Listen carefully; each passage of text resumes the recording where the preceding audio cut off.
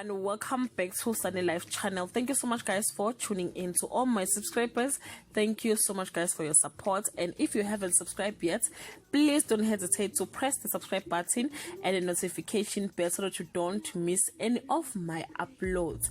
Mzansi Magic has introduced us to a favorite character by the name Sicelo Buthelezi, who is known for portraying a character of Teddy in the popular series Gomorrah.